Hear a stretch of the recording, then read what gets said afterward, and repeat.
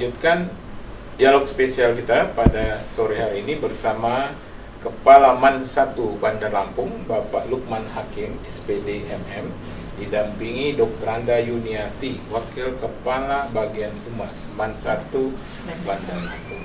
Di sesi pertama kita sudah bicara soal prestasi akademik Man 1 Bandar Lampung yang mengikuti Olimpiade Sains Nasional dan kompetisi Sains Madrasah.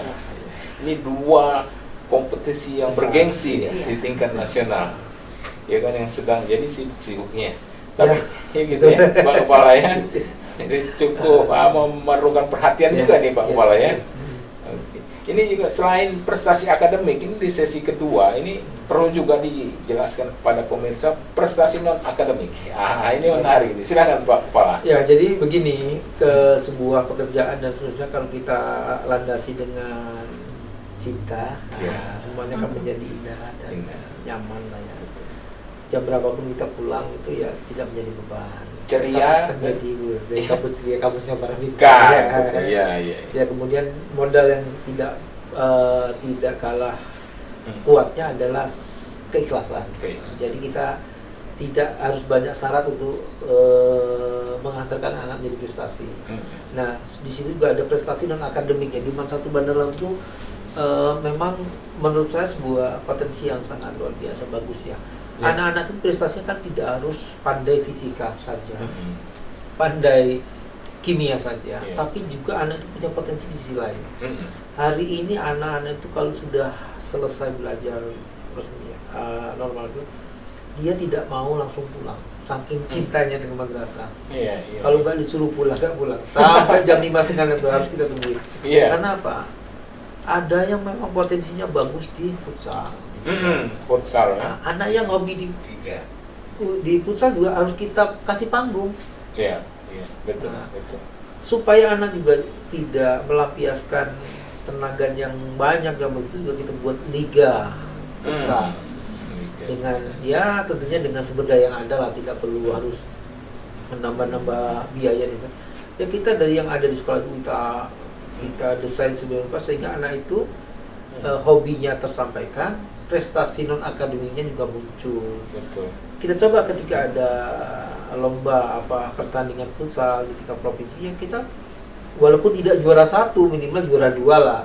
Kita juga muncul di futsal. Kemudian tidak hanya itu, anak kita juga ada tenis lapangan itu sampai nasional ya, bahkan tenis lapangan itu udah nasional. Artinya memang kalau tenis lapangan kita memang lapangan kita belum support ya, tapi orang tua juga support sehingga berlatih di lapangan-lapangan yang ada di tempat lain ya.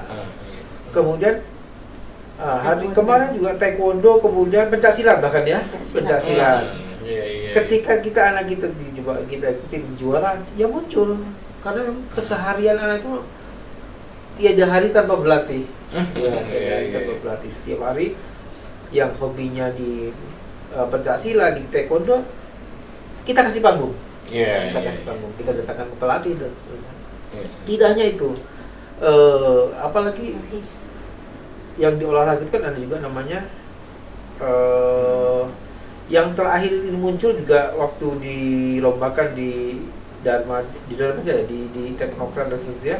Itu masalah. Nah, nih sisi lain ke religius dan kemampuan anak menghafal Quran, lalu tahfizul Quran, di mana tahfizul Quran ini juga menjadi andalan Man 1 Provinsi Lampung. Kanwil Kantor Kementerian Agama Provinsi Lampung, salah satu produk mulanya adalah tahfizul Quran.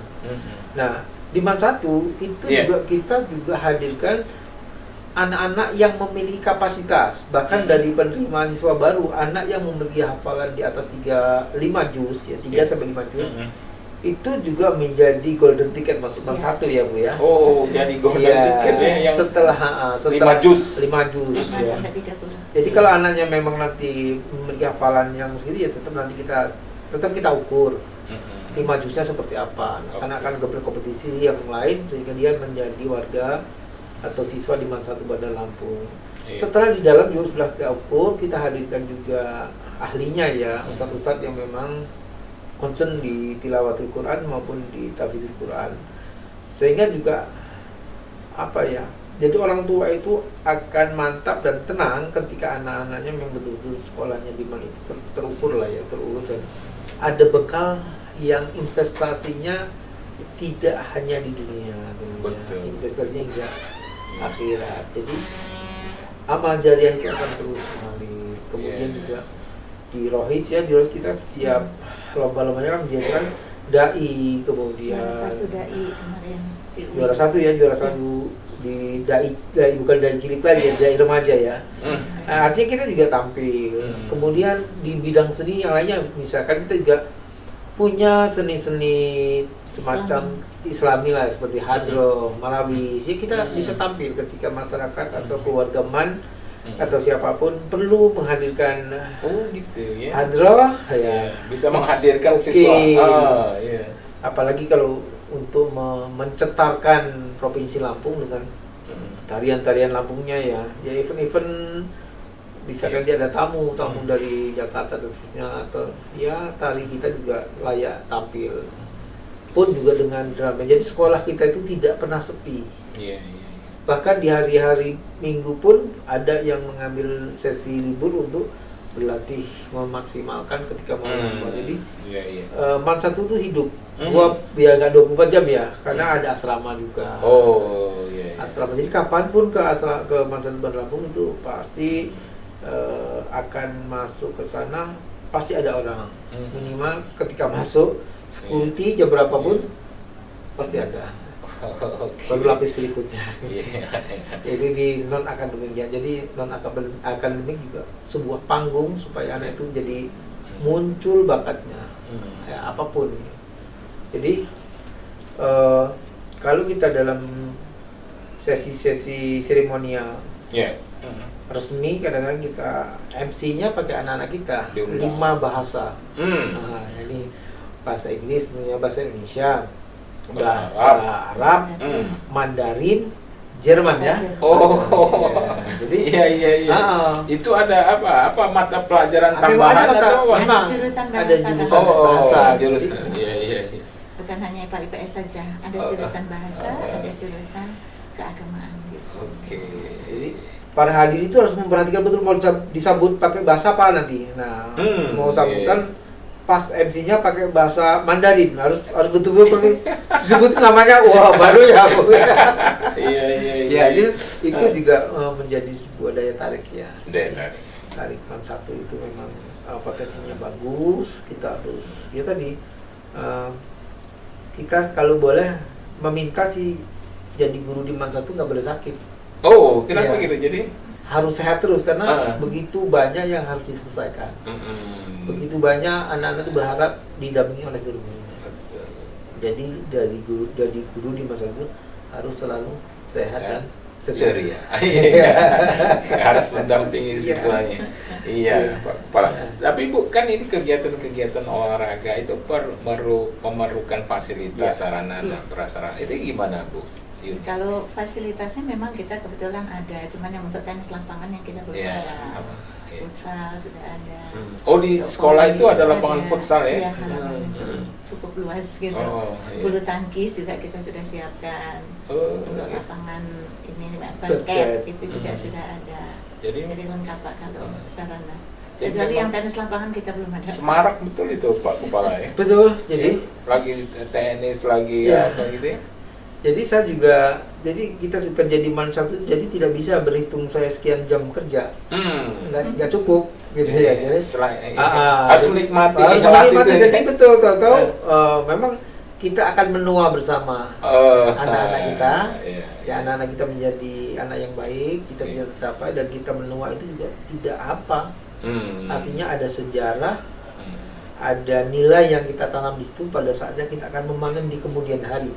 Ketika semuanya harus bergantian karena masanya habis gitu ya. Tapi ya insya Allah tidak akan ada kata sia-sia, tidak ada kata rugi. Jadi luar biasa memang kalau kita berhitung-hitung waktu kerja di madrasah itu nggak cukup. Ya karena menikmati kerja juga ya. Harus menikmati, karena kalau nggak menikmati hasilnya nggak maksimal. Kalau sudah maksimal, perkara nanti soal juara itu sebelum efek saja ya. Juara itu sebenarnya efek ya, efek dari kerja subuh-subuh tadi. Kita semuanya biasa kerja maksimal, kerja keras, pokoknya kerja semaksimal mungkin potensi yang ada. Iya, ikhlasnya. Sehingga efeknya akhirnya dia positif. Baik secara prestasi maupun yang lainnya ya Bu Yuni ya. Iya. Menarik ya. Ya Pak Kepala, kita lanjutkan pada sesi berikutnya ya Bu Yuniarti ya.